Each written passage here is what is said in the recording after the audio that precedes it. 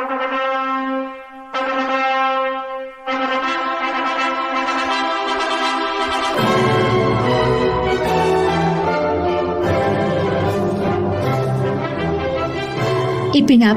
ko sa harapan ng Diyos na mamahalin kita ng buo at walang pagdududa.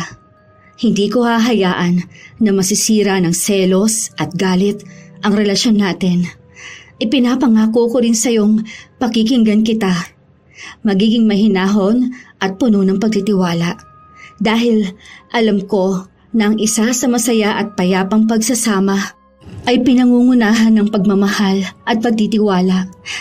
Gusto kong maging payapa ang tahanan na pagsasamahan natin kung saan natin bubuuin ang ating pamilya.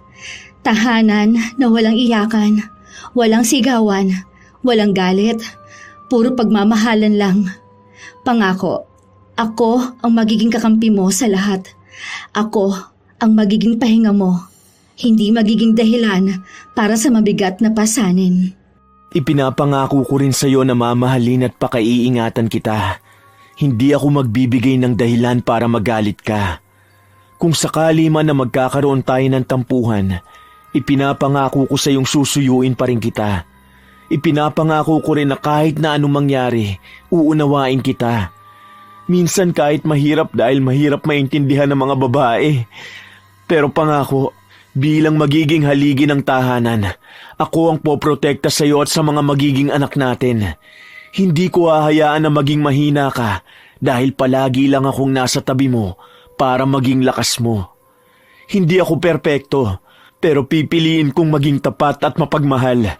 Ikaw ang tahanan ko, at kahit anong unos ang dumating, hinding-hindi kita bibitawan.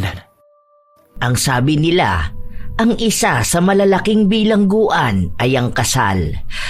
Lalo na kung ang kinakasama mo na sa iisang bahay ay ang taong iba na ang ugali kaysa sa taong pinakasalan mo. Yun ang nararanasan ni Jordan, kung saan hindi na siya nakaranas na maging masaya dahil sa asawa niyang walang ibang ginawa kundi ang maghinala at saktan siya. Maisasalba pa kaya ang sinumpaang pangako o tuluyan na lang ding magpapasakop sa kadiliman ang dapat ay pagmamahalang wagas? Mahal kong asawa, nasa na ang aking pinakamamahal na... ano na naman? Bakit mo binato yung sandok? Ano? Saan ka na naman galing lalaki ka, ha? Walang hiya ka? Sino namang kinakatagpo mong babae? Animal ka! Anong oras na, oh? Ngayon ka lang uuwi? Kanina pa lututong ulam. Sandali lang, kumalma ka muna. Bumili lang naman ako ng bulaklak para sa'yo. Anong babae? Wala akong babae. Bumili? O baka naman sa negosyo yan ang kabit mo. Huwag mo akong tinatarantado, Jordan, ha? Sinasabi ko sa'yo, hindi mo ako madadaan sa mga ganyan mo. Mahal, pagod ako sa trabaho ko. Habang pauwi ako, nakita ko may matandang nagtitinda sa gilid ng simbahan. Bumili na ako. Gusto lang naman kitang bigyan eh. Huwag mo akong gagaguhin! Akala mo ba hindi ko alam yung mga ganyan? Ang tagal mo namang umuwi kung bumili ka lang sa may gilid ng simbahan. Ano, mas masaya ka na sa babae mo, ha? Walang hiya kang lalaki ka! Aray ko! Mahal! Pinaghahampas ni Maria ng kanyang asawa. Kung ano na lang ang mahawakan niya, pinagpapalo niya rin dito. Sa 2 taon nilang magkasama, ganito na ang tinitiis ni Jordan. Mahigpit sa kanya ang asawa at kahit nasundin niya ito, nakakaisip pa rin ng paraan si Marian para paghinalaan siya.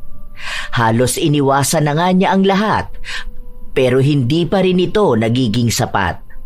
Sa 2 taon nilang pagsasama, hindi pa rin sila nabibiyayaan ng anak. Kaya ang iniisip na lang ni Jordan, baka kaya ganito ang kanyang asawa dahil wala pa itong anak na maaalagaan. Nang kinabukasan, pumasok si Jordan sa trabaho na may pasa sa braso. Ang unang nakakita noon ay ang kanyang kaibigan. Abugbog Marian ka na naman? Late na kasi ako nakauwi. Nagalit ko siya. Kahit naman anong gawin mo, magagalit yun sa'yo eh. Jordan naman, 2 taon pa lang kayong kasal, ganyan na yung asawa mo. Tignan mo nga kagabi, nag-text sa akin, pinagmumura ako. Dahil baka raw panlalaking pangalan lang nilagay mo sa phone mo, kahit na babae ako. Meron? Hindi ko pa tinitignan yung messages ko eh. Hala, oo nga.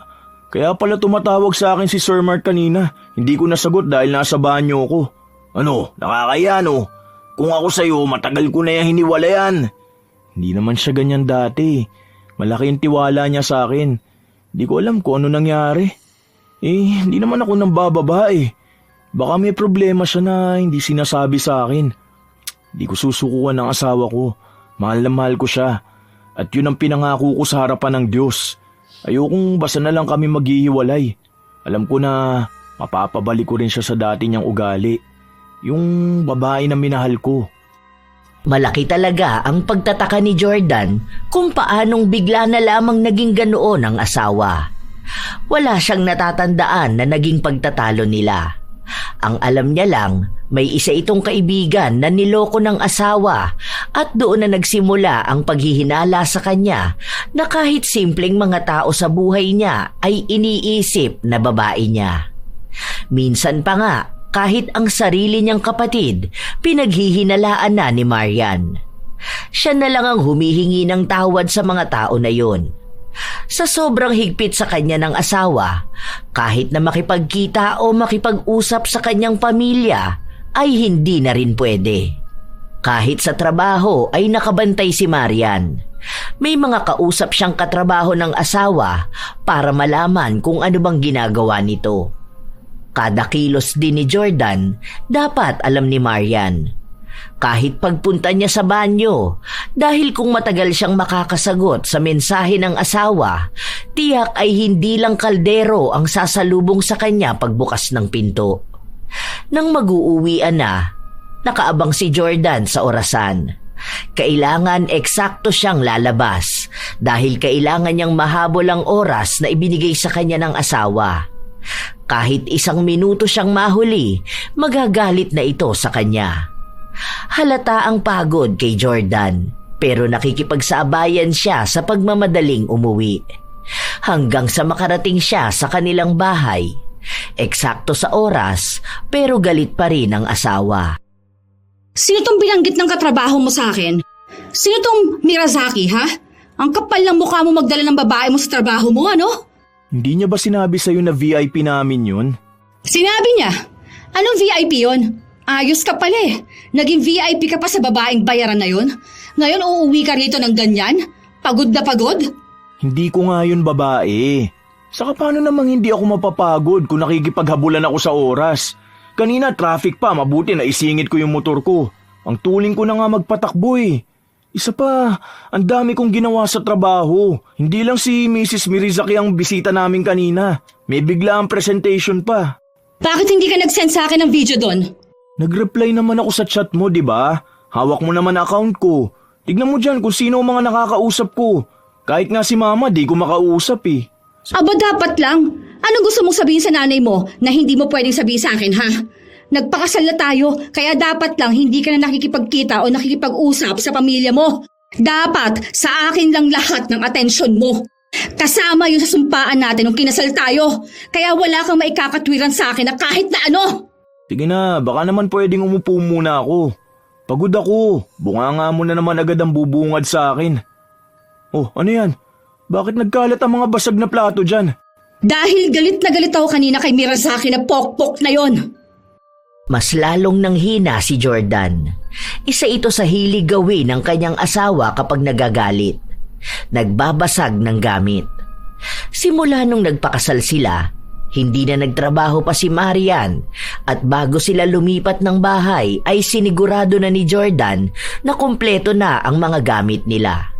Pero hindi nagtagal, lahat yun ay nasira dahil sa ginagawa ng kanyang asawa. Sa halip na ipunin na lang ang matitira sa kanyang sahod, kailangan niya ulit bumili ng gamit. Nang kinagabihan na yun, nauna nang humiga sa kama si Marian at doon na lang siya nilambing ng asawa. Mahal, ang bango mo naman. Tara na. Hindi, ayoko. Hindi ba katatapos lang natin last month? Last month pa yun eh. Sige na. Ang ganda talaga ng asawa ko. Ano ba? Sinabi ko na nga sa'yong ayoko, di ba?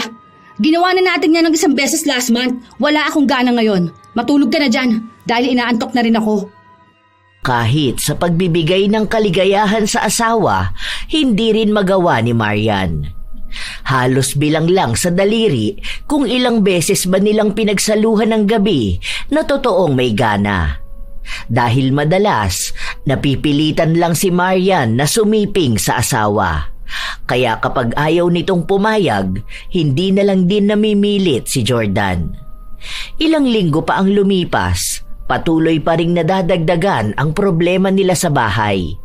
Hindi dahil meron talagang problema, kundi umiisip lang si Marian ng ikagagalit niya. Isang umaga, nagising na lang si Jordan nang may lumapat sa kanyang katawan.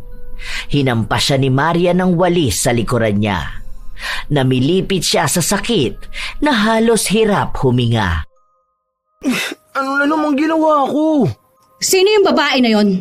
Anong babae? Natutulog ako rito. Mukha ba ako ng bababae? Magkatabi lang tayo kanina. Napanaginipan ko na may babae ka! Walang hiya ka! Ano ba naman yan? Pati ba naman sa panaginip mo, kasalanan ko pa rin kung... Oo, masakit yan! Mahal, ano ba? Sinasabi ko sa'yo, lulumpuhin talaga kita! Ang kapal na mukha mo, nakangiti ka pa sa babae na yon. Hindi ko naman yun mapapanaginipan kung wala ka talagang babae eh. Sinasabi ko sa'yo, kapag ikaw talaga nahuli ko, lulumpuhin kitang gago ka. Walang hiya ka! Sunod-sunod na naman ang paghampas ni Marian sa kanyang asawa. Kahit na anong paliwanag ni Jordan, ayaw talaga siyang pakinggan. Pumasok siya sa trabaho na may bukol sa ulo. Gusot-gusot din ang kanyang damit dahil hindi naman siya inaasikaso ng kanyang asawa. May nag-alok sa kanyang katrabaho na pahiramin na lang muna siya ng uniforme para magbuka siyang presentable sa harapan ng mga makakamiting niya mamaya. Pero tumanggi si Jordan dahil kilala niya ang kanyang asawa. Naaamoy nito ang damit niya kung sinuot niya o hindi, at kung may ibang amoy sa kanyang katawan. Baka mahirapan na naman siyang magpaliwanag. Dahil sa palaging ganoong ginagawa ni Jordan, ilang beses na rin siyang pinapagalitan. Lalo na at napapansin na palagi siyang nagmamadaling umuwi.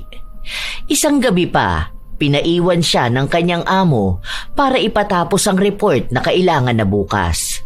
Agad namang tinawagan ni Jordan ang kanyang asawa para ipaalam ito. Ayan o, nasa office ako. Ito yung binigay sa akin ni boss na gagawin. Patingin ako. Ito nga o, ang dami. Gusto ko yung mga nakasulat para makasigurado ako kung totoo yung sinasabi mo. Baka mamaya kung ano-ano namang ginagawa mo dyan eh. Sinasabi ko sa'yo, Jordan, sasaksakin kita kapag uwi mo.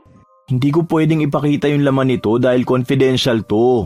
Kung mambababae ako, tatawag pa ba ako sa'yo? Nagsasabi na nga ako para alam mo eh. Sige na, mamaya na ulit. Kailangan ko madaliin to.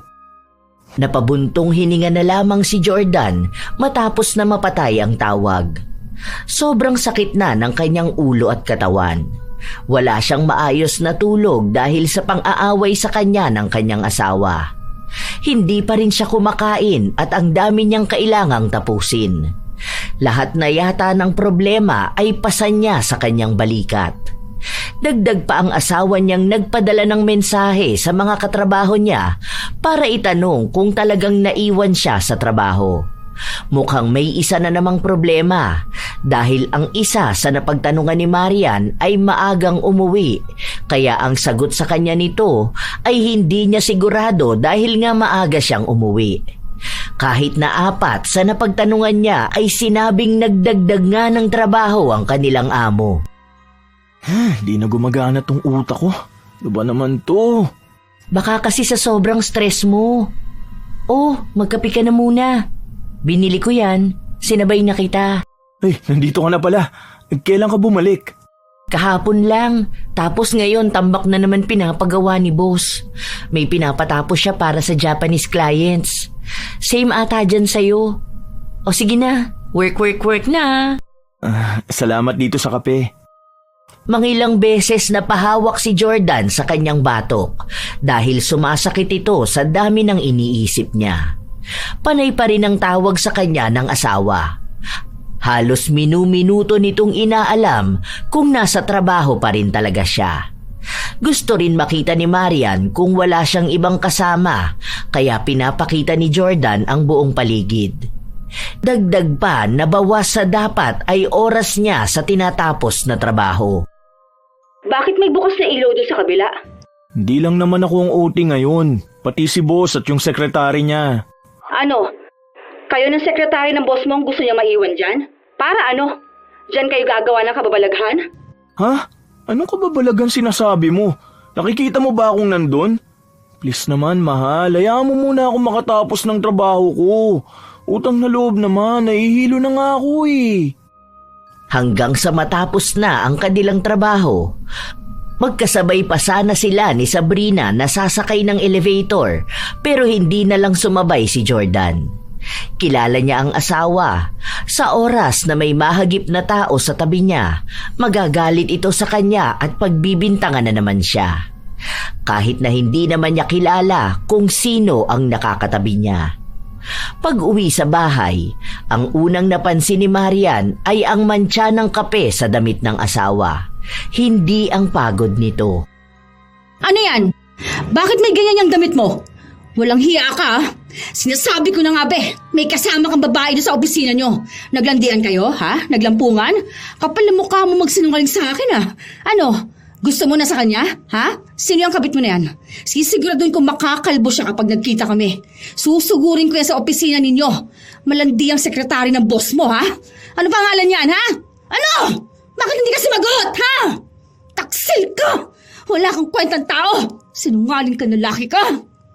Kaya hindi nagkakamali yung panaginip ko eh. Alam ko talaga na may iba kang babae. Hindi na kumibo pa si Jordan. Wala na siyang lakas kaya pinanood na lang niya ang asawa na basagin ang bagong biling TV at ihagis ang mga babasagin nilang figurin. Lahat na lang ng mahawakan ni Marian ay ibinabato niya kung saan-saang parte ng bahay.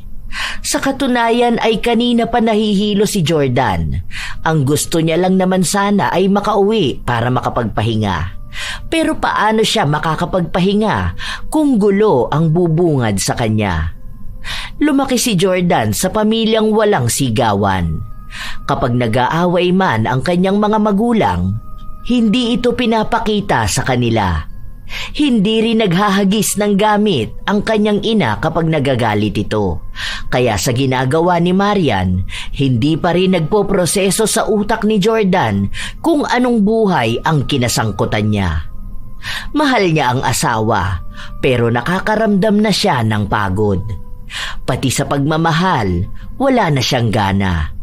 Pero pinipilit niya pa rin ang sarili, lalo pat may sinumpaan sila sa harapan ng Diyos noong ikinasal sila. Ilang araw pa ang lumipas, ganun lang palagi. Pagod siyang aalis sa bahay, pagod din siyang uuwi. Kahit na wala siyang pasok, pagod na pagod pa rin siya dahil siya ang naglilinis sa kanilang bahay. Mahal, pwede bang tulungan mo ako? Pahila naman ako nito. Itataas ko lang itong higaan. Maglalaba kasi ko. Nagpapahinga ako. Pagod ako. Kaya mo na yan? O kaya tulungan mo na lang ako maglinis ng bahay para makapagpahinga na rin ako. Inaantok na ako eh. Ano magpapahinga? Lalabas tayo dahil bibili natin yung sinasabi kong TV, di ba? Huwag mo sabihin sa akin na ayaw mo akong kasama sa labas. Dahil ano, baka makita tayo ng babae mo? O baka naman ako pa ang makakita sa babae mo. Aba, umayos ka dyan, Jordan. Alam mo, pwede kang makulong kapag may kabit ka. Ide-demanda talaga kita. Pero bago kita idemanda, sisiguraduhin kong puputulin ko yung ari mo para walang makinabang sa'yo. Tapos, papatayin ko rin yung babae mo. Ano, napapagod ka na ba na pagsilbihan ako? Diba, yun naman ang pangako mo sa akin, ha? Saka asawa kita, ha? Dapat lang nagawin mo yan. Anong akala mo? Dapat babae lang palagi mag-aasikaso sa bahay, ha? Pasalamat ka nga eh, nilulutuan pa kita. Yung iba nga dyan, hindi nilulutuan ng mga asawa nila. Swerte ka na sa akin, kaya kung may makikilala kang ibang babae, baka hindi rin kayo magtagal. Sige na, kaya ko na ito mag-isa. Kahit sa gawaing bahay, hindi kumikilos si Marian. Nung una, Ayos lang naman talaga kay Jordan dahil ayaw niyang gawing katulong ang asawa. Pero lumala na ang katamaran nito. Hinihintay niya pang umuwi si Jordan bago magwalis at maghugas ng pinggan. Nakatambak lang lahat ng kalat mula pag-alis ni Jordan hanggang sa makauwi siya. Kaya kahit napagod siya sa trabaho, naglilinis pa siya ng bahay. Pati damit nila ay si Jordan pa rin ang naglalaba. Kahit nga panty ng kanyang asawa. Kaya minsan, gusot-gusot ang damit ni Jordan dahil hindi na niya kayang bigyan pa ng oras na asikasuhin ang damit. Naghahalughog din kasi ng damitan ng kanyang asawa kaya kahit anong sinop niya ay talagang magugusot. Mahal, mag-hire kaya tayo ng kasambahay. Ano, para ipasok mo dito ang babae mo? Magpapanggap na katulong pero ang totoo, ikaw pa ang pakay na asikasuhin, ha? Di kumuha tayo yung may edad na. Babae pa rin yun. Wala sa edad ang pagiging malandi. Kahit na uugod-ugod na lola pa yan, kapag malandi siya, talagang maglalandi siya. Kaya tigilan mo yung mga palusot mo sa akin ha, Jordan, para lang makasama mong halik-parot mong kabit. Bago tayo ikasal, ang sabi mo, kaya mo naman yan. Kahit na hindi na ako kumilos sa bahay. Hindi ba? Dahil gusto mo na magbuhay prinsesa ako, di ba? Sabi mo, ibibigay mo ang lahat sa akin. Hindi mo pa nga na ibibigay ang lahat ganyan ka na. Kaya nga gusto ko sanang kumuha ng kasambahay. Dahil gusto kong may mag-aasikaso rin sa'yo dito sa bahay. Hindi para magpapasok ng kabit. Isa pa, pagod na nga ako sa trabaho ko Tingin mo ba may panahon pa ako para magkaroon ng kabit? Yun na nga Dahil nasa bahay na ang kabit mo, mas madali kayo maglalandian. Kapag natutulog ako, aalis ka para tabihan siya. Ganyan yung gagawin mo. Pagmumukhain mo pa akong tanga sa sarili kong pamamahay. O ano, bakit hindi ka makapagsalita ngayon?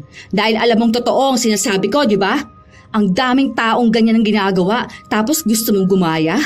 Matagal na yung gawain ng mga lalaking manloloko. Kung hindi sila magpapakilala ng mga pinsan, magpapasok sila ng katulong. Huwag mo akong paandaran sa ganyan mo, Jordan. Hoy, hindi ako ipinanganak kahapon para walang alam sa gawain ng mga manloloko. Oo na, sige na, hindi na. Kaya ko na to.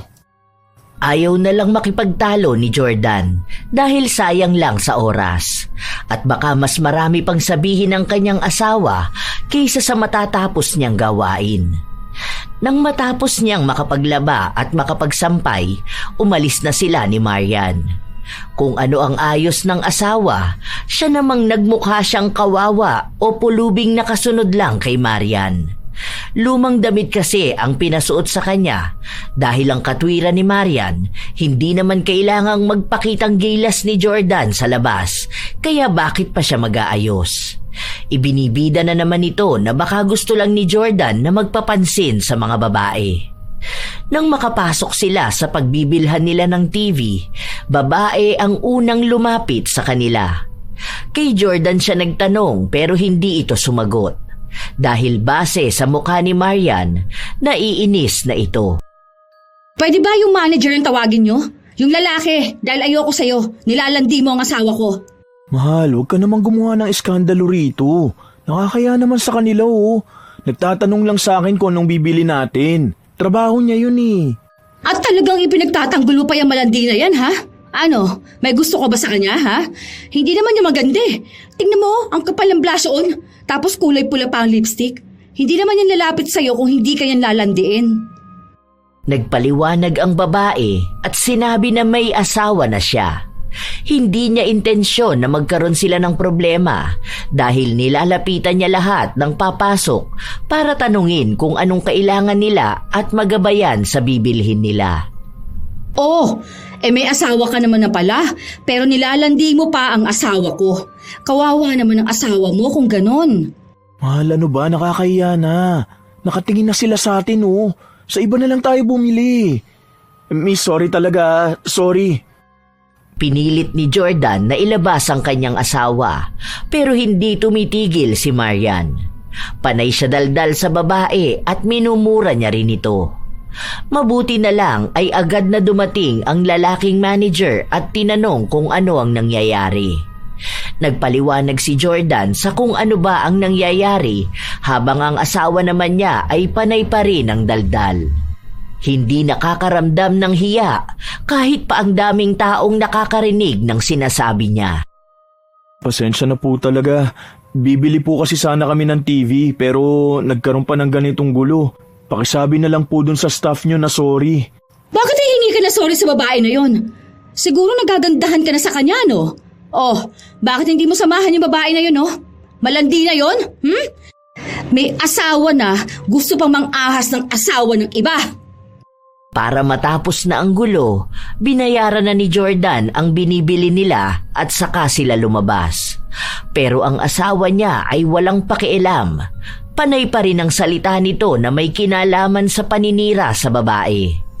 May mga nakakarinig na ibang tao dahil nakukuha ni Maria ng kanilang atensyon. Hanggang sa kumakain sila, sa tuwing may babaeng dadaan, hindi pwedeng tingnan ni Jordan. Ganon ang tinitiis niya ng mahabang panahon, pero dahil mahal niya ang asawa, pilit niyang inuunawa ang pinanggagalingan ng galit nito. Hindi sa kanya, kundi sa ama nito na niloko ng paulit-ulit ang kanyang ina. Sa mga sumunod na araw, bumagsak ang katawan ni Jordan. Pumayat siya, lumalim ang mga mata at mabilis manghina. Dahil yon sa pagod at stress na nararamdaman niya sa bahay at trabaho. Pero para sa kanya, mas malala ang problema niya kapag nasa bahay dahil sa trabaho, kapag natapos naman na ang pinapagawa sa kanya, pwede siyang magpahinga. Pero sa bahay nila, kahit tulog siya, hindi niya mahanap ang pahinga na gusto niya. Habang kumakain ang lahat, si Jordan naman ay natutulog. Nagising na lang siya matapos tumawag ng asawa. Ano? Hindi mo na naman sinabi sa akin kung anong ginagawa mo. Siguro kasama mo yung babae mo ngayon. Sabay kayong kumakain sa labas, ha? Kapal talaga ng mukha ng mga manloloko, ano? Lahat na lang nagagawa ng paraan. Kaya siguro gusto mong pumasok palagi sa trabaho mo dahil may iba kang babae dyan. Kapag nasa bahay ka palagi kang nakasimangot. Kagigising ko lang. Di ba ang sabi ko iidlip ako ngayong break time? Oh, sino yung babaeng naririnig ko dyan, ha? May nagsasalita, oh. Talagang magsisinungaling ka pa, ha? Sige, galingan mo lang talaga. Ano bang akala mo? Mag-isa lang ako sa buong building para walang makatrabaho? Ayan sila, mga katrabaho ko. Makarinig ka lang ng boses ng babae, akala mo niloloko ka na eh. Hindi na ba sila pwede magsalita kapag nandito ako? Huwag ko lang talagang malalaman na may babae ka dyan. Dahil ako mismo maghahampas sa mukha ng malanding babae na yan sa monitor. Kumukulo talagang dugo ko. Sana kung natutulog ka, nagsasabi ka sa akin, di ba? Pwede ka naman mag-update kada minuto, ah. Tinatago mo kasi ang cellphone mo kapag may kausap kang iba, eh. Sa bagay, paano nga naman kayo maglalampungan kung maiintindihin kang asawa? Hinayaan na lamang ni Jordan ang kanyang asawa na magdaldal. Lahat yon ay naririnig ng kaibigan niya na katabi niya lang din. Nang patay na ang tawag, napatulala na lang si Jordan dahil hindi na gumagana ang kanyang utak. Hindi niya magawa ng maayos ang kanyang trabaho. Alam mo kung ganyan ang asawa ko, hiniwalayan ko na yan. Kung ako sa'yo, kumawala ka na dyan hanggat wala pa kayong anak. Tignan mo nga ang itsura mo, oh. Baka naman gusto mo maawa sa sarili mo, di ba? Nasa 30s ka pa lang, Jordan, pero para ka na may 5 apo. Partida, wala ka pang anak niyan, ha? Hindi kasi, alam mo yun, nagsasawa na rin ako. Paano gigising ako sa umaga na magdadadaldal siya? Bago ako matulog, magdadadaldal din siya. Minsan nagigising ako ng 10 oras ng gabi, nakikita ko siyang naghahalongkat ng mga gamit ko. Pati yung bag ko, laptop ko na ginagamit sa trabaho, tapos cellphone ko. Lahat ng social media ko, kung saan-saan na lang. Tapos kahit makakita man lang siya ng pangalan ng babae, ayun na, magigising na lang ako, bigla niya akong sasampalin. Alam mo yung pakiramdam na pagod ng buong pagkatao ko? Gusto kong magpahinga pero kahit matulog ako, hindi ako makapagpahinga. Ang hirap. Yan nga yung sinasabi ko sa'yo. Na kahit na anong gawin mo, hindi mo na mababago ang asawa mo. Hanggat pinagbibigyan mo yan, hanggat inaayaan mo siyang ganyanin ka, hindi yan magbabago. Iwan mo muna saglit. Kapag nagbago, sige, go, balikan mo. Hindi talaga lahat ng kasal nagtatagal. Inaabuso ka masyado eh. Pumapayag kang bugbugin ka matapos mo magpakapagod para buhayin siya. Oo, sige, sabihin na lang natin na obligasyon mo siyang buhayin at bigyan ng magandang buhay dahil lang sa ikaw ang lalaki. Ang tanong, bilang siya ba na asawa mo, nagagampanan din ang obligasyon niya bilang babae sa inyo? Kung hindi, anong saysay ng kasal at pagmamahal kung iisa lang naman ang nagmamahal at nagtitiwala? Naku boy, sayang ka talaga. Bata ka pa eh. Marami pa mangyayari sa buhay mo. Huwag kang magpakamatay sa stress. Kung toxic na yung pagsasama nyo, tama na nga siguro talaga. Napapaisip na si Jordan sa sinabi ng kanyang kaibigan. Kaya ang ginawa niya, sinubukan na muna niyang umuwi sa kanyang ina, kung saan kahit na paano ay nakaramdam siya ng tunay na pahinga. Palagi siyang tinatawagan ng kanyang asawa at pinapauwi na siya. Hanggang sa nagpunta ito sa bahay nila para kausapin ang kanyang ina. Dahil naroon na rin si Marian, kinausap na silang dalawa para ayusin ang problema nilang mag-asawa. Sa huli, si Jordan pa rin ang humingi ng tawad dahil kahit naman minsan ay hindi humingi ng tawad ang kanyang asawa. Ang akala niya ay naayos na ang problema pero mas lalo pa ring lumala si Marian. Isang gabi, umuwi si Jordan na patay ang ilaw sa buong bahay. Ano to? Naputulan ba kami ng kuryente? Nagbayad naman ako Hindi naman brown out. Teka nga, nasan ba yung switch ng ilaw?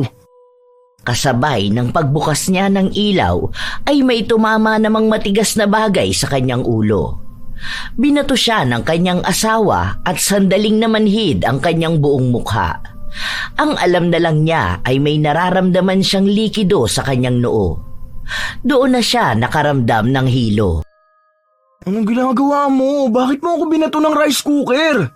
Ay, kung sakit. Bakit ngayon ka lang umuwi, ha? Alam mo, gutom na ako eh. Hinihintay kita umuwi para makakain na ako. Sige, gusto mo pala ng ganyan, ha? Harap-harapan mo akong ginagago, ha? Ano na naman ang idadahilan mo sa akin, ha? Ang saya mo sigurong kasama ang babae mo. Walang hiya kang lalaki ka. Napakarami mong atraso sa akin. Pasalamat ka mag-asawa tayo at kasal tayo, kaya napagtsatsagaan kita. Ang ayoko sa lahat, yung pinaghihintay ako ng matagal at hinahayaan ako na magutom. Bakit hindi mo muna inalam kung ano nangyari? 10 minutes lang akong late, ano ba? May aksidente sa kalsada, ang dami nagbanggaan kaya ang hirap makasingit. Isa pa nga ako sa muntika maipit ng 2 truck eh. Tapos pag uwi ko, babatuin mo lang ako ng rice cooker. Ayan, sige, galingan mo pa magsinungaling hayop ka. Kamuntikan ka pa maaksidente, ha? Bakit hindi mo sinabi sa akin kung may problema na pala sa kalsada, ha? Ang galing mo talaga, no? Nakamotor ako, paano ako magchat-chat sa'yo? Baka kung nagchat pa ako sa'yo, talaga nadamay ako sa aksidente. Di ka man lang nag-alala sa akin, sinaktan mo pa ako. Hindi ko na alam kung may pagmamahal pa ba sa bahay na to eh. Pagod na ako. Ikaw pa ngayon ang napagod? Simpleng update lang ang gagawin mo sa akin, hindi mo pa magawa. Palibhasa ayaw mo nang magsabi sa akin eh. Baka kaya siguro may aksidente kasi nakatingin ka sa ibang babae. Yan ang napapala ng mga lalaking manloloko. Kung sana, inisip mo rin ang kalagayan ko rito sa bahay na gutom na. Nagluto pa ako ng ulam, tapos ang tagal mo umuwi.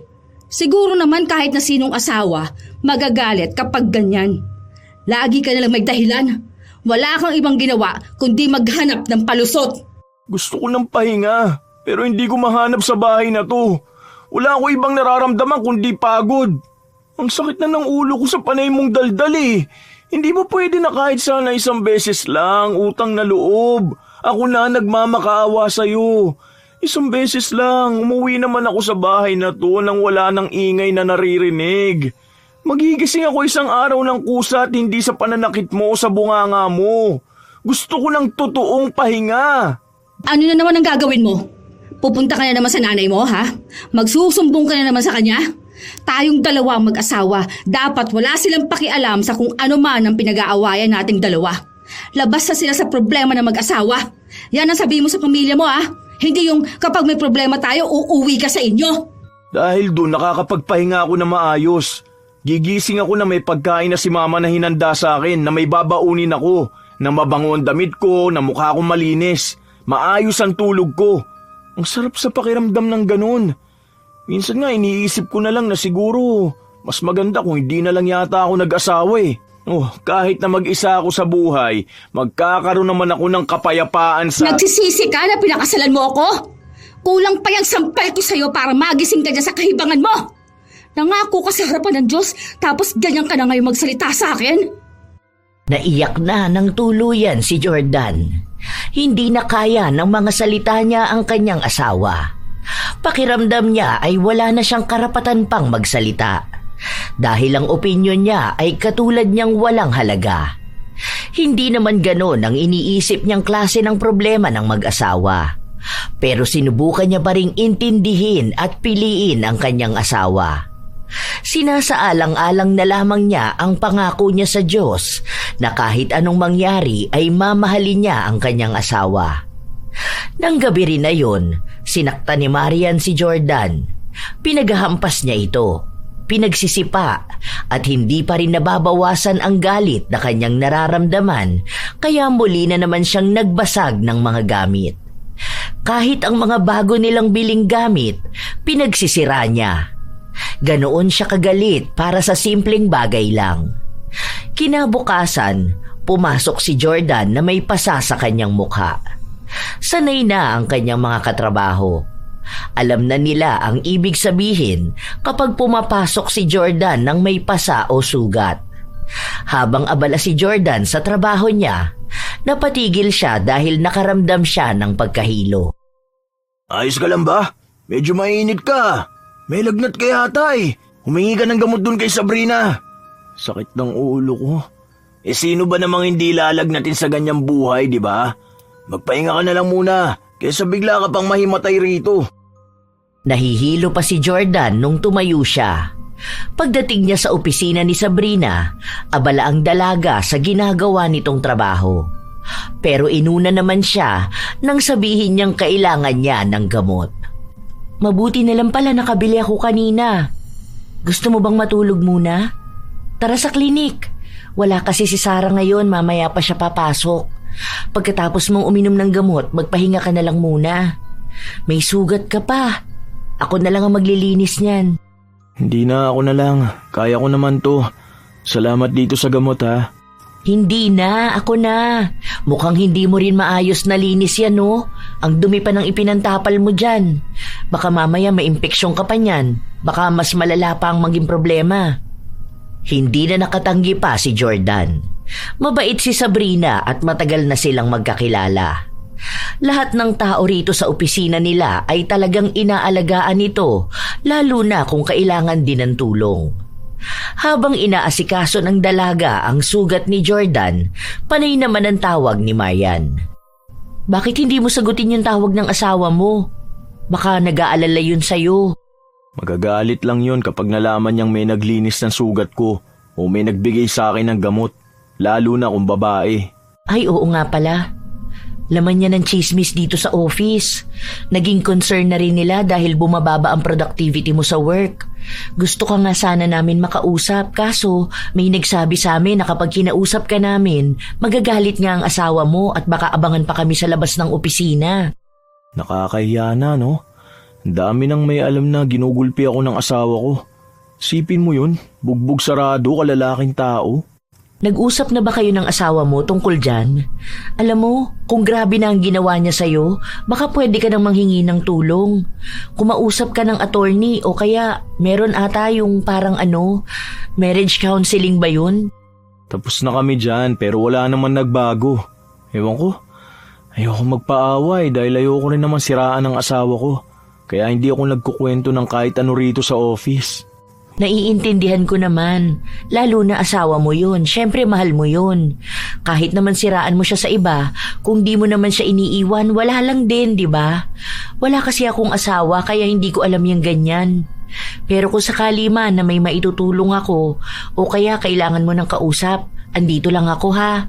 Hindi naman kita i-judge kung sakali man na maglalabas ka ng sama ng loob. Karamihan kasi sa mga lalaki talaga na binubugbog ng asawa nila hindi nagkukwento eh. Ganyan kasi yung sa kuya ko. Kaso hiwalay na sila. Paano? Sinaksak ba naman siya ng asawa niya? Nakakatakot naman yan. Ay, hindi kita tinatakot ha. Kasi totoo naman talagang sinaksak siya. Nagtalo yata sila kung ano uulamin nila eh. Yung balak lutuin ng asawa niya ayaw ni kuya. Ayun, sinaksak siya. 2 beses sa likod. Buti na lang kung anong niluluto ng asawa ko kinakain ko. Uy, puwera biro ah. Kapag talagang pansin mo na may kakaiba na sa asawa mo, baka kailangan na rin niya magpatingin sa psychiatrist. Sa unang pagkakataon, nakaramdam ng ginhawa si Jordan. Hindi pa rin kasi sila nakakapag-usap ng matagal ni Sabrina at base sa kaunti nilang napag-usapan, halatang mabait ang dalaga. Doon na nagsimula ang tila ba pagkakaibigan nila. Hindi yun halata sa opisina, lalo pat may mga kinakausap ang kanyang asawa, pero ayon naman sa kanilang mga kasamahan, kung ano mang gagawin ni Jordan, hindi naman makakarating kay Marian. Dahil tinatawag nilang baliw ito. Sa paglipas ng mga linggo, unti-unti na ring nakakapaglabas ng saloobin si Jordan. Nagkukwento siya tungkol sa buhay niya at sa kanyang pamilya. Alam niyang may mali na sa nararamdaman niya, pero mas nagiging payapa ang utak niya kapag kasama niya si Sabrina. Isang hapon, habang pauwi na sila, sabay-sabay silang lumabas ng kumpanya kung saan may nakabangga si Jordan. Agad naman siyang humingi ng tawad sa babae, pero nagulat na lang sila nang may humablot dito. Walang hiyo ka, malandi kang babae ka! Kabit ka ng asawa ko! Malandi! Dapat sa mga katulad mo sinisira ang muka! Higad ka! Makati! Huy, ano ba mahal? Tigilan mo yan! Hindi ko yan kilala! Nabangga ko lang siya kanina, humingi lang naman ako ng tawad. Bitawan mo siya! Ang dami ng tao nakatingin sa atin oh! Mahiya ka naman! Ako ba? Ha? Ang dapat na mahiya? Pinagtatanggol mo pa tong kabit mo? Huling-huli ka na nga! Itong malandig babae na to ang dapat na mahiya! Inawat na lang silang dalawa habang si Jordan naman ay niyakap na lang ang asawa para hindi na makapanakit pa ng iba. Galit na galit din ang babae at nagbanta ito na magdedemanda siya. Wala nang paglagyan ang hiya ni Jordan dahil patuloy pa rin sa akusasyon ng kanyang asawa. Hanggang sa makauwi na sila ng bahay. Sa galit ni Marian, nagwala na naman siya. Ang kakaunti na lamang nilang gamit, lahat yon pinagsisira niya. Kung ano-ano na lang ang binabato niya sa kanyang asawa. Mas gusto mo bang ipagtanggol ang kabit mo kaysa sa akin? Alam mo, pagod na ako intindihin ka. Gusto ko na ng katahimikan. Kung ikaw sanay kang tumira sa bahay na walang ibang ginawa kundi magsigawan, magmurahan, magbatuhan ng mga gamit, ako hindi. Kaya kita inilayo sa ganung buhay dahil gusto kong yung buhay na titiran mo puno ng pagmamahal. Pero wala na akong makitang pagmamahal pa rito eh. Puro na lang galit, puro na lang trauma. Hindi naman ako magkakaganito kung naging mabuti kang asawa. Hindi pa ba ako mabuting asawa ha? Lahat na ginawa ko para lang patunayan sa'yo na mahal kita. Tinatanggap ko lahat ng masasakit na salitang sa'yo ko lang naririnig. Sinasaktan mo ang katawan ko pati ang kaluluwa ko. Di ko na alam kung ano pang dapat kong gawin para patunayan sa'yo na mahal kita eh. Dahil hindi mo ako sinusunod. Ang pangako mo sa akin, ako lang ang mamahalin mo. Ikaw lang naman talaga eh. At kung may bago akong mamahalin, isa lang ibig sabihin nun. Inubos mo na yung pagmamahal ko sa'yo. Sinong hindi mapapagod? Kahit pamilya ko hindi ko pwede makita at makausap. Wala na akong buhay. Para akong patay na sunod na lang na sunod sa gusto mo. Wala akong kaibigan, wala akong ibang makausap. Kapag may sakit ako, anong ginagawa mo? Hindi mo ako inaalagaan. Gusto ko rin maramdaman na mahal ako. Hindi yung ako lang ang nagmamahal. Gusto ko ng asawa. Hindi yung asawa na palaging nagdududa at galit. Ngayon ako lang mali. Yan ang problema sa'yo. Ipinangako mo sa akin na mamahalin mo ko kahit na anong mangyari. Tatanggapin mo ang ugali ko. Tapos ngayon, sasabihan mo ako ng ganyan, ha? Para saan pa na pinakasalan mo ko at nangako ka sa akin? Ipinangako ko nga yun at ginagawa ko naman ah. Hindi pa ba pag-unawa at pagtitiis nung ginagawa ko sa'yo? Kahit na gusto mong sa'yo na lang iikot ang buhay ko, inuunawa ko yun. Yung ginagawa mong panghihimasok sa trabaho ko, inuunawa ko rin, di ba? Kahit na napapahiya na ako sa mga katrabaho ko, kakasabi sa akin na pagsabihan naman kita kasi naiistorbo rin sila sa panay tanong mo. Hawak mo na lahat ng account ko. Tapos kapag uwi ko sa bahay, hahalugugin mo pa ang cellphone ko. Pati working phone at laptop ko, hinahalugug mo na. Hinahayaan na lang kita kasi gusto kong makita mo na wala naman talaga akong tinatago. Kaso ikaw ang gumagawa ng dahilan para masira ang relasyon natin eh. Ni hindi kita pinipilit na asikasuhin ako. Napagbaunan ako ng pagkain.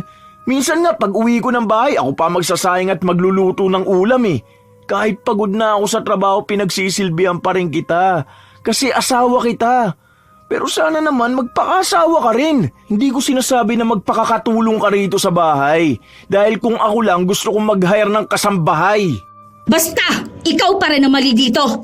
Ang babae kahit na kailan hindi nagkakamali. Kaya ganito ang nangyayari sa relasyon natin dahil din naman sa'yo. Hindi masaya ang bahay at namumuhay kung hindi masaya ang misis. Oh, palagi naman kitang tinatanong kung okay ka lang ba, kung masaya ka ba. Kahit nakasal na tayo, nagpaplano pa rin naman ako ng date natin ah. Inaaya pa rin kita magbakasyon. Pinipilit ko naman tong relasyon natin. Hindi ko na alam kung ano pa bang mali o kulang ko eh. Kasi ako, ubus na ako. Pagod na ako. Ayoko na! Nakikipaghiwalay ka na sa akin ngayon? Gusto ko muna ng kapayapaan. Ang gulo ng utak ko eh. Saka na lang tayo magkita kapag maayos ka na rin mag-isip.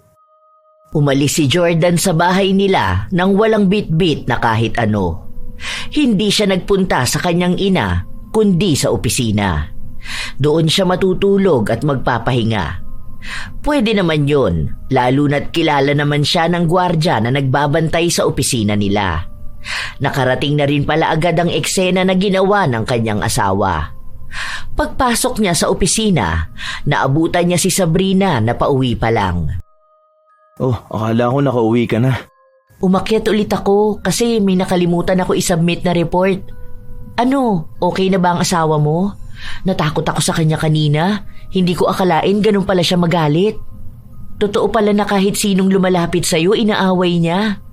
Grabe, kawawa yung babae kanina. May gasgas siya sa mukha. Mabuti na lang kilala ni Gino. Siya na ang humingi ng tawad. Nagbayad nga rin siya eh. Pasensya ka na, nakita mo pa yon. Nakita niyo pang lahat. Ano palang ginagawa mo rito? Dito ako matutulog. Ayoko umuwi sa bahay. Basag lahat ng gamit. Ang kalat at ang ingay pa ng asawa ko. Sobrang drain na drain ako. Alam mo yung halos hindi na ako makahinga sa pagod. Alam mo yung pati ako nagagalit na rin sa sarili ko. Alam mo, isa yan sa epekto kapag nasa toxic relationship ka. Di ba nga sabi nila, ang pagmamahal, dapat makakaramdam ka ng pahinga at hindi pagod. Kung napapagod ka, siguro ibig sabihin nun walang pagmamahal. Ay, ganito na lang. Doon ka na lang sa bahay matulog. Huwag ka mag-alala, may 4 na kwarto doon, pwede ka sa isa. May kasama rin tayo, yung kasambahay ko si Ate Marilu. Tara na, hindi naman siguro makakapunta ng parking ang asawa mo. Iwan mo na muna yung motor mo. Noong una ay nag-aalangan pa si Jordan, pero sa huli ay sumama rin siya kay Sabrina. Pagpasok niya sa bahay ng dalaga, nakaramdam siya ng kaginhawaan. Hindi naman ganon kalaki, pero pakiramdam niya ang liwanag at ang gaan. Ang linis ng bahay mo ah. Ayoko kasi ng makalat eh. Saka minsan nagpupunta rito si Mama kapag nakita niyang makalat, papagalitan ako. Saka meron din kasi akong kasambahay, di ba? Sabi ko kanina. Pero bihira lang siya rito, 1 beses sa 1 linggo. Ngayon nandito siya kaya maglilinis siya. Ang gaan sa pakiramdam. Bigla ako nakaramdam ng antok. Parang ang sarap magpahinga dito sa bahay mo. Aga mo siguro palaging natutulog. Mamaya ka na matulog, kumain na muna tayo. Alam ko hindi ka pa kumakain eh. Baka dinner mo sama ng loob. Sama ng loob. Natatawa naman ako sa mga pinagsasasabi mo. Hayos nga yan para kahit naman minsan makaramdam ka ng tuwa. Umupo ka na dyan, maghahain lang ako. Ano kayang niluto ni Ate Marilu? Uy, sinigang na hipon. Kumakain ka ba nito? Di naman ako maarte sa pagkain. Kahit ano pa yan, basta nakakain. Uy, salamat ah. Ang bait mo talaga. Ano ka ba? Wala yun. Ang sabi ko nga sa'yo, basta kailangan mo ng tulong, nandito ako. Naaawa kasi talaga ako sa'yo eh. Buti na lang naabutan mo ako sa office. Alangan naman dun ka matutulog, ang init dun. Tapos wala ka pang pamalit na damit. Hanggang kailan mo naman balak umalis sa piling ng asawa mo? Hindi ko pa alam. Basta kapag napagtanto niya na siguro kung anong mali niya. Uy, huwag mo na yung balatan. Kaya ko na. Grabe ka naman mag-asikaso sa akin. Di ako sanay. Dami ko nang abala sa'yo Sorry Sana huwag ka madamay sa galit ng asawa ko. Ang galing no? Ang swerte ng asawa mo dahil ang tiyaga-tiyaga mo sa kanya. Sa yung kasi ang sinumpaan ko sa harapan ng Diyos. Saka yung parents ko kasi nakikita kong mahal na mahal nilang isa't isa. Kung nag-aaway man sila, hindi yun nagwawala talaga. Minsan hindi sinaktan ni mama si papa. Ganon din naman si papa. Hindi nila pinakita sa amin na naghiwalay sila o may chance na magkakaiwalay sila. Tapos yung parents naman ni Marian kasalungat sa akin. Ayun, binubugbog ng tatay niya ang nanay niya. Kapag lasing o galit ang tatay niya, nagbabasag ng gamit. Nung nalaman ko yun, pinakasalan ko agad siya. Kasi mahal na mahal ko siya Gusto ko siyang ilayo sa toxic niyang pamilya. Nung una hindi naman siya ganyan Ilang months lang pagtapos ng kasal namin, may nagbabago na sa kanya. Naghihinala na siya kahit wala akong ginagawa. Inaamoy niya pa yung nasuot kong damit. Tapos pinagbabawalan niya na ako makipag-usap kahit na kanino. Kahit sa pamilya ko bawal. Minsan nga yung kapatid ko nagpasundo sa akin sinakay ko sa motor. Tapos nalaman niya, ayun, butas ang gulong ng motor ko. Tapos sinayaan ko na lang kasi baka ako stress siya. Pero ngayon malala na Kapag nakikita ko pa lang siya o naiisip, napapagod na ako. Baka yung trauma niya sa parents niya, napoproject niya sa'yo. Kaya yun naman ang nararanasan mo. Parang kung anong nararamdaman niya, dapat maramdaman mo rin. Tapos yung trauma na yun din ang dahilan, kaya ang lala ng trust issues niya. Kaya ako nga siya nilayo para ipakita sa kanya kung anong pagmamahal. Gusto kong maramdaman niya yun sa pamamagitan ko. O kaya bubuo kami ng pamilya na malayo sa kinalakihan niya. Ganon nga raw yun. Kumbaga, madalas daw na magbigay talaga ng trauma yung mga taong ganyan. Hindi sa sinisiraan ko siya Kumbaga, ikaw yung mauubos ka o unawa mo sa kanya. Parang kumbaga, ginagamot mo yung sugat na hindi naman ikaw ang dahilan. Tapos hindi mo alam na siya naman yung nagbibigay ng sugat sa'yo. Naks, lalim niya na. Nalunod ako bigla. Baliw, hindi ko alam ang eksaktong salita. Basta ganun. Intindihin mo na lang. Kumbaga, hindi mo kayang iligtas ang miserableng tao dahil ikaw ang gagawin niyang miserable. Ayun, ganun. Basta, alam mo na dapat yan, matanda ka na. Ang cute mo. Alam ko naman ibig mo sabihin. Natatawa lang ako sa'yo.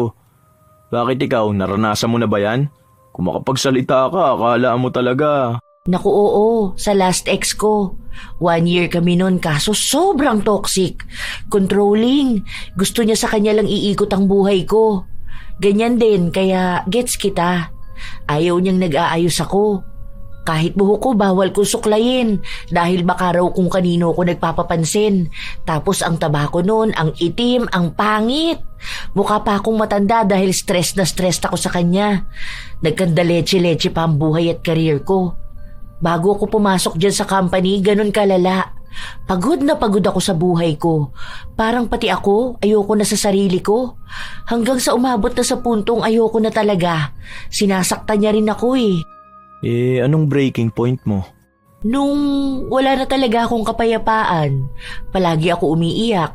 Basta, bigla na lang isang araw, mahal ko pa siya pero sobra na. Kung maghihiwalay kami, yung iyak ko saglit lang, makaka-move on ako. Pero kapag magkasama kami, baka panghabang buhay akong iiyak. Buti na lang wala kaming anak. Ikaw, tingin mo anong breaking point mo? Hindi kumibo si Jordan. Dahil mukhang ang araw na yun na ang araw na ubos na ang pasensya niya sa kanyang asawa. Pero kinabukasan lang din ay nagkabati ulit sila ni Marian. Gusto niya pang subukan ng isa pang beses. Kapag hindi na talaga kaya ni Marian magbago, baka nga tama na. Pero kahit nabigyan pa rin ng panahon ni Jordan ng asawa, nakakaramdam na talaga siya ng pagod. May pagmamahal pa. Alam niya, pero wala na ang sigla. Kahit napilitin niya, hindi na siya masaya. Doon na rin nagkaroon ng pagkakataon sa kanila ni Sabrina na mas maglapit sila. Alam ni Jordan na mali, pero hindi niya mapigilan ang sarili. "Oh, pinagluto kita. Kumain ka na ha. May bukol ka na naman sa noo mo. Siguro inuntog ka na naman ng asawa mo, no? Alam mo, palagi ka niya hinahampas sa ulo, pero hindi ka pa rin matauhan. Anong untog pa ba kaya ang kailangan mo, no?" Gusto ko ng tuluyang makipaghiwalay sa kanya. Sure ka na ba dyan? Alam ko magbabago pa yung isip mo. Nung nakaraan yan din ang sinabi mo eh. Kapag mahal mo talaga ang isang tao, ang rupok mo, no? Sigurado na ako. Kumakausap na ako ng abogado. Kahit maubos na lahat ng ipon ko para sa annulment. Kaya ko naman ulit makaipon ng pera eh. Kahit magsimula pa ulit ako ng panibago, gagawin ko. Huwag lang magstay sa miserableng buhay. Salamat, Sabrina, ha? Ha? Bakit ako? Hindi naman ako nag-push sa'yo na makipaghiwalay ka sa asawa mo ah. Huy, baka mamaya isipin pa nila na ako ang dahilan ah. Naku, baka pagbintangan pa ako kapag may nakaalam. Hindi, pero ikaw ang dahilan kung bakit gusto ko ulit makaramdam ng tunay na pagmamahal. Kalmadong pagmamahal. Hintayin mo ako ah. Gusto ko munang ayusin ang lahat. Sa katunayan, maging si Sabrina ay may pagmamahal na rin para kay Jordan. Hindi niya lang ito maamin dahil alam niyang kasal ang lalaking iniibig. Masaya siya nang malaman na desidido na talaga si Jordan. Pero habang tumatagal ay lumalala ang sitwasyon ng mag-asawa. Halos gusto na lang ni Marian na ikulong ang kanyang asawa at hindi na ito papasukin sa trabaho. Para matulungan si Jordan, ang ginawa ni Sabrina ay nagpagawa siya ng ritual ng kulam para sa pagpapahiwalay sa mag-asawa. Ang ibig sabihin nito, kahit na anong pilit ni Marian, hindi na talaga sila magkakabalikan ni Jordan. Malakas ang naging kapit ng kulam, lalo pat wala na rin talagang pagmamahal si Jordan sa kanyang asawa. Pinapakisamahan na lamang niya ito dahil sa sinumpaan nila. Isang beses pa, habang nasa bahay si Jordan, naabutan niya ang asawa na inaamoy ang mga damit na pinaghubaran niya. Ano ba naman yung ginagawa mo? Pati ba naman brief ko? Inaamoy ko lang kung may babae ka. Dahil kapag may naamoy akong kakaiba, yari ka talaga sa akin. Kung may babae man ako ngayon, labas ka na dun. Dahil ayoko na maging asawa ka. Hinihintay ko na lang ang proseso ng annulment natin. Talagang makikipaghiwalay ka ng tuluyan sa akin para sumama sa kabit mo, ha? Aba, napakawalang hiya mo naman. Ano ba yung sinumpaan mo sa akin, ha? Hindi ka gagawa ng bagay na ikasiselos ko, di ba? Iintindihin mo ang ugali ko. Ako lang ang mamahalin mo. Ang sabi mo, ako lang ang tahanan mo at kahit na anong mangyari, hindi ka bibitaw sa relasyon natin. Ano to? Ano tong gusto mong gawin? Itong tahanan nating sirang-sira na. Isa lang ibig sabihin nun, pati ang pagsasama natin. Hindi akong sumira nito, Marian. Sana alam mo kung anong ginagawa mo, di ba? Kasi kung naniniwala ka sa sinumpaan natin, sana alam mo rin kung paano pangalagaan ang tahanan natin. Hindi ka pwedeng makipaghiwalay sa akin. Buntis ako. Hindi pwedeng mawala ng ama ang batang dinadala ko. Hindi ka buntis dahil ilang buwan nang wala nangyayari sa ating dalawa. Kahit nga yan, hindi mo pa maibigay sa akin eh. Lalaki ako, may pangangailangan din ako. Gusto kong bumuo ng isang pamilya. Inintindi ko lahat sa'yo eh, pero hindi ko na kaya. Punong-puno na ako. Sinasabi mo lang yan dahil alam kong may nahanap ka ng ibang babae. Hindi ako papayag na maghihiwalay tayo. Dapat ako lang ang mahal mo. Dapat ako lang ang makakasama mo habang buhay. Kung mawawala ka sa akin, dapat mawala ka na lang din sa mundo. Hindi ako papayag! Pinaghahagis ni Marian ang mga gamit. Ibinato niya rin ang salamin kung saan nabasag ito. Pinipilit siyang pakalmahin ng asawa pero ayaw niya. Hanggang sa kinuha niya ang piraso ng basag na salamin at isinaksak ito kay Jordan. Hirap na hirap si Jordan makawala sa kanyang asawa pero bahagya naman niya itong naitulak kaya nagawa niyang makalabas ng bahay. May kapitbahay na dumaan kaya agad siyang natulungan at dinala sa ospital. Kahit hanggang sa ospital ay nagwawala si Marian. Ayaw niyang ipagamot ang kanyang asawa dahil babaeng doktor ang gumagamot dito. Pinagmumura niya ang doktor at iba pang kababaihan na naroon. Galit na galit siya dahil sa selos. Mabuti na lang at may umawat sa kanya. Hanggang sa dumating si Sabrina. Nakatikim ng 2 malakas na sampal si Marian. Ang kapal na mukha mo para sampalin ako, hayop ka! Mas hayop ka! Isa kang baliw na babae! Ang dapat sa'yo, nasa mental hospital ka! Nanganganib na nga ang buhay ng tao, gusto mo pang pairalin yung pagiging selosa mo? Wala ka sa lugar! Asawa ko siya, kaya ako magdedesisyon kung sino ang lalapit at hawak sa kanya. Asawa mo lang siya, pero hindi mo pag-aari ang buong pagkatao niya. Hindi ko alam kung paano gumagana yung utak mo. Kung ayaw na sa'yo ng tao, pakawalan mo siya. Hindi habang buhay susunod siya sa gusto mo. Hindi pagmamahal yung umiiral sa'yo. Nababaliw ka na. Ikaw na nga ang minamahal. Ikaw pa tong umiisip ng paraan para sa ikapapahamak ng tao. Wala kang karapatan na pagsalitaan ako ng ganyan. Asawa ko pa rin siya. Asawa mo na lang siya sa papel. Tingnan natin kung hanggang kailan mo ipagyayabang yung pagiging asawa mo na hindi mo naman mapanindigan. Habang nagtatalo ang dalawa, dumating naman ang pamilya ni Jordan. Nakatanggap ulit ng sampal si Marian. Kahit na anong sabihin niya ay walang kumakampi sa kanya, kaya napilitan na lang siyang umalis.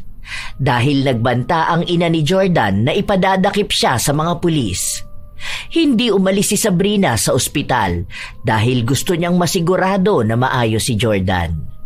Kinabukasan lang din ay nagising na si Jordan at ang naabutan niyang nasa tabi niya ay si Sabrina. Doon muling naging maalaga si Sabrina. Palagi niya itong inaasikaso. Pagkagaling sa trabaho ng dalaga, pumupunta siya sa bahay ng ina ni Jordan kung saan naroon pansamantalang nanunuluyan ng lalaki habang nagpapagaling siya. May dala ko para sa'yo. Ako nagluto niyan. Sabi ni tita hindi ka pa raw kasi kumakain. Sabay na lang tayo. Nagugutom na rin kasi ako eh. Aga ko umuwi, no? Hindi ako pinag-OT ni boss eh.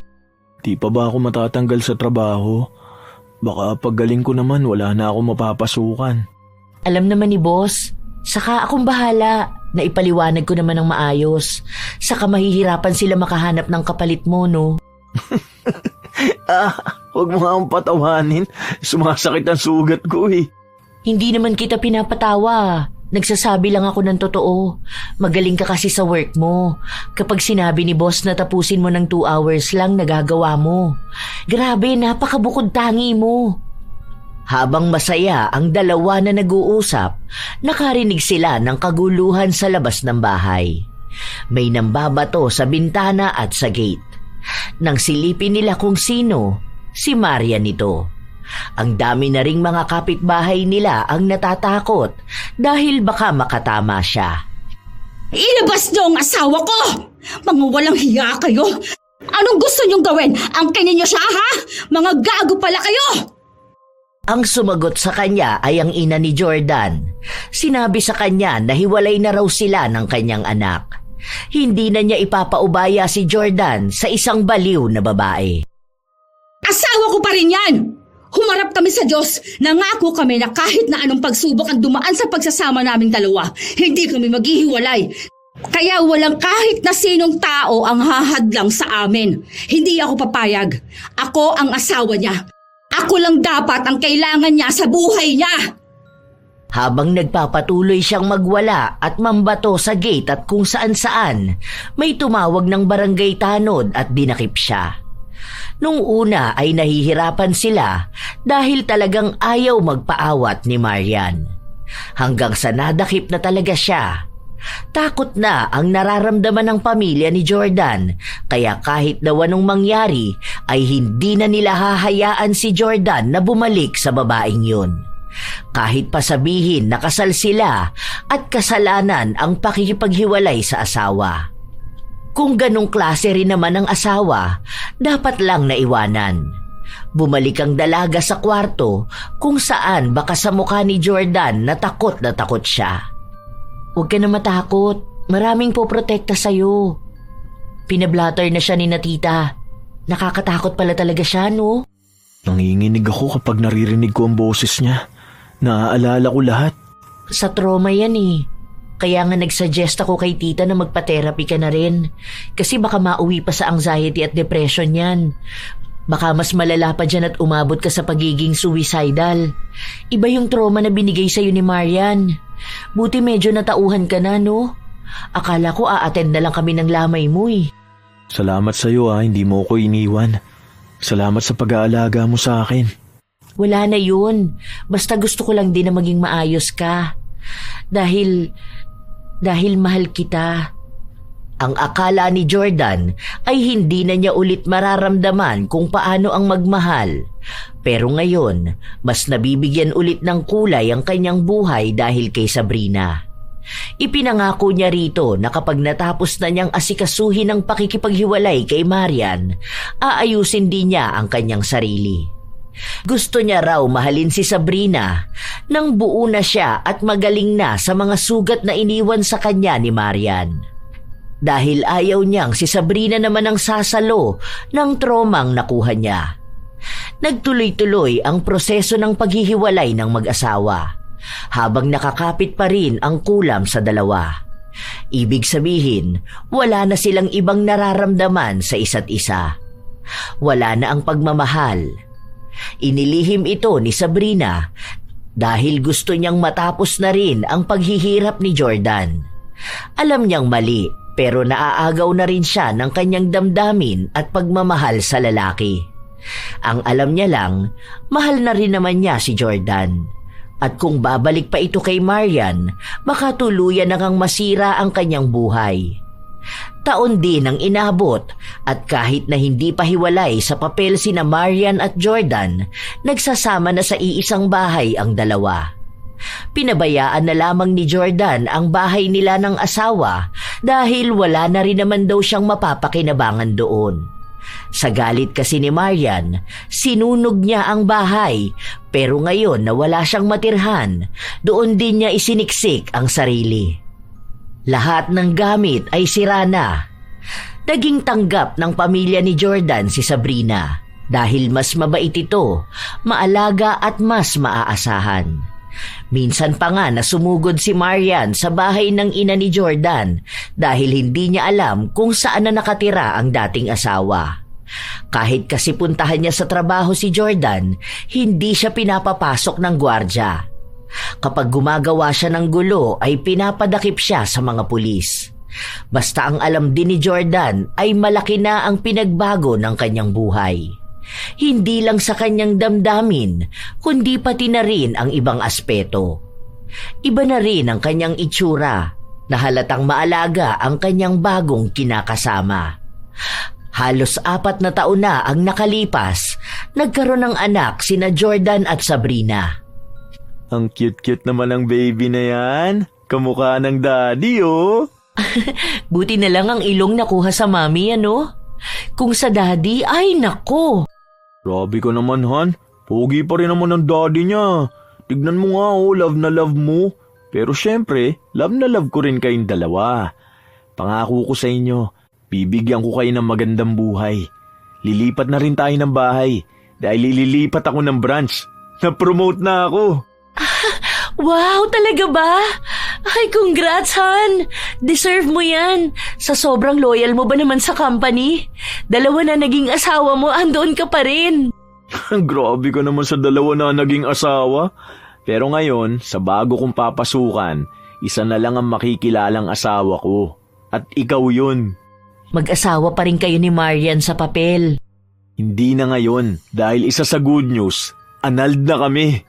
Malaya na ako. Pwede ko nang pakasalan ng babaeng mahal ko. Pero pasensya ka na kung civil lang, ha. Wala akong pakialam kahit saan pa yan. Basta masaya ako na malaya ka na. Kaya kapag nakaipon na ulit ako at nakabawi sa mga nagastos ko, magpapakasal na tayo, agad-agad. Di ba yun naman ang pangako ko sa'yo? Ano na pala nangyari kay Marian? Hindi na kaya yun manggugulo sa atin? Wala na akong balita sa kanya. May bahay naman siya dahil sa kanya ko na iniwan yung dati naming bahay. Tapos lilipat na rin tayo ng bahay. Hindi niya na tayo magugulo. Huwag mo na siyang isipin. Ang dapat nating isipin ngayon ang buhay natin. Ang pagsasama nating dalawa, ang pamilyang binuo natin. Basta kahit na anong mangyari, magkasama tayo. Magkakampi tayo. Salamat, Han. Ako ang dapat na magpasalamat sa'yo. Walang hanggan na pasalamat dahil binago mo ang buhay ko. Tinanggap mo pa rin ako. Tinulungan mo akong mas makilala pa ang sarili ko. Dahil doon, naging masaya ako. Pinaramdam mo sa akin kung anong pagmamahal at kung ano ba dapat ang meron sa isang relasyon. Kaya ipinapangako ko sa'yo na habang buhay kitang mamahalin. Kayo ng anak natin at ng magiging mga anak pa natin. Masaya na ang naging buhay ni Jordan. Simula nung maghiwalay sila ni Marian, nagkaroon na siya ng kapayapaan. Ang ugali ni Sabrina ay malayo sa ugali ng kanyang dating asawa. Minsan, may mga pagtatalo silang dalawa pero hindi naman yun naging dahilan para mauwi sila sa sakitan o paghihiwalay. Sa wakas ay nakamta na rin ni Jordan ang pangarap niyang tahanan. Ang tahanan na walang sigawan, walang galit. Tahanan na aasamin niyang uwian dahil masaya at nakapagpapahinga ang pagod niyang pagkatao. Nagkaroon siya ng asawa, ng katuwang sa buhay at kahati ng kanyang kaluluwa. Ilang taon pa ang lumipas hanggang sa nagpakasal na silang dalawa. Nagkaroon na rin sila ng 2 anak na masaya nilang pinapalaki. Hanggang sa kasalukuyan ay nakatago pa rin ang ginawa ni Sabrina na paglapit sa itim na kapangyarihan para tuluyang maghiwalay ang dalawa. Minsan talaga may pagmamahal na nakakapagod. Marahil, hindi ito dahil sa klase ng pagmamahal kundi sa mismong taong minamahal. Sa pagbuo ng pamilya at pag-aasawa, dumarating ang maraming unos at pagsubok. Ngunit may mga desisyon sa pagsasama ng mag-asawa na humahantong sa sukdulan. Dahil ang tunay na pagmamahal ay hindi kailanman mapanakit. Ito ay isang damdamin na dapat ay kalmado, marunong umunawa at marunong magpatawad. Ang pagsasama ay hindi dapat nagmimistulang giyera na nakikipagdigma ka sa taong dapat ay kakampi mo. Huwag gawing labanan ang pag-ibig. Dapat ito ay tahanang payapa. Dahil kapag ang tahanan ay puno ng galit at pagdududa, unti-unting nawawala ang halagang pinanghahawakan ng 2 pusong minsang nagmahalan. Sa pag-aasawa, mahalagang tandaan na hindi lang puso ang puhunan, kundi pati ugali. Dahil kahit gaano kalaki ang pagmamahal, kung ang ugali ay mapanakit, mapagmataas o walang konsiderasyon, wala ring kahahantungan ang pagsasama. Huwag ugaliin na iisa lang ang uunawa. Magbigayan para sa mas masayang samahan. Ang mabuting asawa ay marunong makinig, hindi lang magsalita. Marunong magpakumbaba, hindi laging tama. Marunong magpatawad, hindi nagbibilang ng kasalanan. Dahil kung gusto mong magtagalang pagsasama, hindi pwedeng isa lang ang lumalaban. Dapat sabay kayong lumalago. Pero minsan, darating talaga ang pagkakataon na kailangan ng bitawan ng pagsasama kung inuubos ka na nito. Dahil hindi ganon ang pagmamahal. Sa halip na ubusin ka, dapat ay pinapalago ka pa. Tandaan na lamang na ang kasal ay hindi lamang basta seremonya. Isa itong pangako na kahit mahirap, pipiliin mo pa rin ang kabutihan kaysa galit, ang pag-unawa kaysa pagdududa, at ang kapayapaan kaysa ingay. Ang pagmamahal ay hindi tanong kung sino ang laging tama, kundi kung sino ang handang magbago para manatiling buo ang inyong tahanan. Ngunit, sadyang hindi lahat ng pangako ay natutupad. Kahit anong pilit, darating sa puntong may dapat kang bitawan. Hindi lahat ng kasal ay nauuwi sa magandang pagsasama. May pagmamahal talaga na kailangang bitawan. para sa katahimikan, para sa pagpili sa sarili, paghihintay sa tamang oras para sa tamang tao, sa mas mabuti at sa mas payapa. Alam naman natin na minsan ay hindi sapat ang pagmamahal natin sa isang tao para manatili tayo sa kanila. Dahil kahit anong pilit, talagang darating ka na sa punto na isa na lang ang naiiwang paraan. Ito ay ang iwan siya para piliin naman ang iyong sarili. Kayo ba mga apo, dumating na rin ba kayo sa puntong naubos na kayo ng pagmamahal? Paano nyo pilit na inilalaban ang inyong pamilya? At sa mga bumitaw na, ano ang inyong naging hangganan? Sa tingin nyo ba ay tama ang ginawa ni Jordan sa pag-iwan sa babaeng minahal niya at iniharap sa altar? Ibahagi nyo naman ang inyong opinyon at naway may natutunan kayo sa ating bagong kwento. Shout out sa ilan sa mga masusugid na tagapakinig ng mga istorya ni Lola Telang. Kimberly Pahadan at sa kanyang mama na si Alona at Papa Pads Pahadan. Kay Tita Jane Sereno na gumagamit pa raw ng speaker para marinig ng buong compound ang istorya ng Lola Telang. Kay Erica Angela na nag-impluwensya sa kanila para makinig sa ating channel. Sa buong compound ng Pahang Pililla Rizal. Advanced happy birthday din kay Limuel Librea na magba-birthday sa October 15.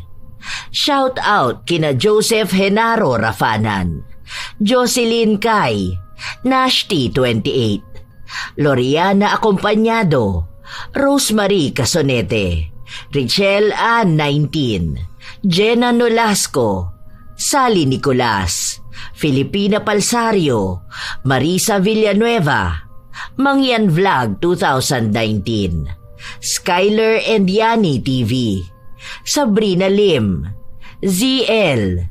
Shout out din sa inyo, Zoe 4, Lynn Caones at sa boyfriend niya na si Noli Lacorte, Sally G, Rica Tataan, Jane, Teresa Barcelona, Renzo Ann, Ami Pacana, Luna Luna, Sergi R. Bernabenario Jr., Cristina Peru, Marife Pahara, MTX Raz, Cristel Tedoso, Belen Baladhay. Salamat sa pakikinig ninyo, Richelle Sonyo, Gemma Bardillon, Rose Ann Rama, Elise Padilla, Liz A, Alu Merculio, Maria Lizel Alabado, Shiva Ledesma, EMFF, Ima Mario, Lynn Lopez, Tiela, Marlene Guevara, Siti Fatma, Maria Benitez. Shout out sa inyo, Othan Jammer, Bobby Closa, Tessa Aguilar, Jeline Sapra, Telma Diskaya, Richelle Custan, Rowena Dacles, Farah Rama Moaz, Francesca Liana, Tats 765, Ann Vindex, Bye Bye Bebs, Ashley Bion, Polonios Fam, Adela Lee.